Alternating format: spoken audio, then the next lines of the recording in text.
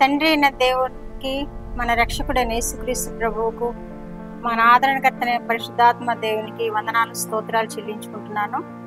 ప్రియమైన దేవుని బిడ్డలారా, మనల్ని ప్రేమించి దేవుడి నూతన దినాన్ని మనకిచ్చి ఆయన వాక్యాన్ని ధ్యానించే కృపను మనకు దయచేసిన దేవాది దేవునికి వందనాలు స్తోత్రాలు చెల్లించుకుంటున్నాను.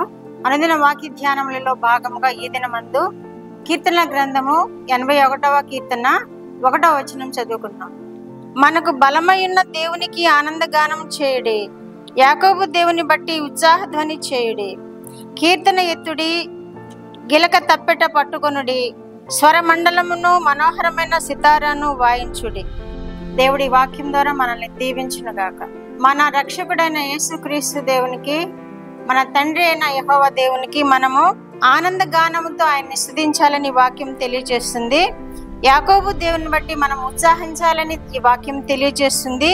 కీర్తన ఎత్తుడి, గిలక తప్పెట పట్టుకొనుడి, స్వర మండలమును మనోహరమైన సితారాను వాయించుడి అని తెలియజేస్తున్నాడు.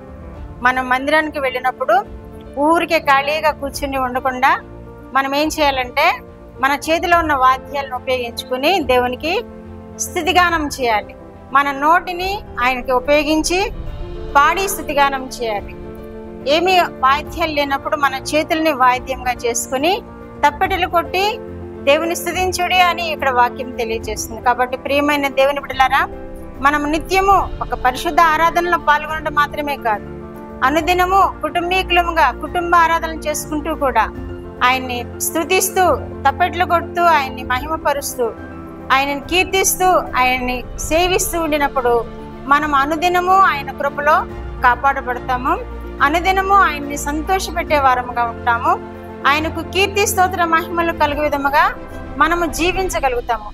ఇర్మియా గ్రంథము 13వ అధ్యాయంలో అదే తెలియజేస్తున్నాడు. నాకు కీర్తి స్తోత్ర మహిమలు కలుగు విధముగా అంటున్నాడు. మనము ఆయనకి కీర్తి స్తోత్ర మహిమలు ఎలా చెల్లించగలుగుతాము అంటే ఆయన్ని సేవించడం ద్వారా, మన వాద్యములతో వాయిస్తూ ఆయన్ని ఘనపరచడం ద్వారా, మన చేతి తప్పెట్లతో ఆయనని స్తుతించడం ద్వారా, మనం పాడి ఆయనని మహిమపరచడం ద్వారా ఆయనకి కీర్తి స్తోత్ర మహిమలు కలిగించే వారమై ఉంటున్నాం.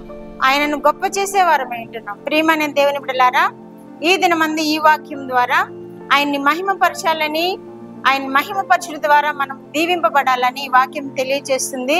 ఆ విధమైన ఆశీర్వాదము దేవుడు మనకందరికీ దయచేయును గాక. ఆమేన్. ప్రార్థన.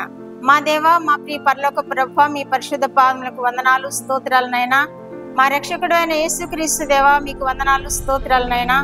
పరిశుద్ధాత్మ దేవా, మీకు వందనాలు స్తోత్రాలనైనా. ఈ ఉదయ కాలంలో మీరు మాకు అనుగ్రహించిన వాక్యం కొరకు మీకు వందనాలు స్తోత్రాలనైనా.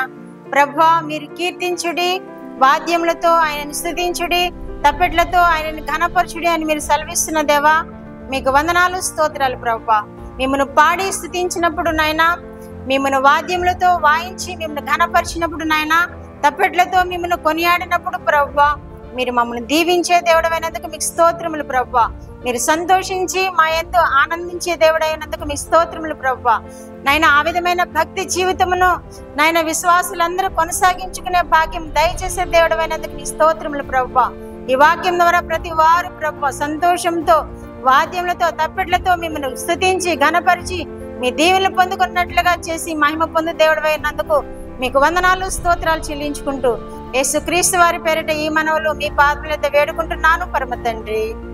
ఆమేన్.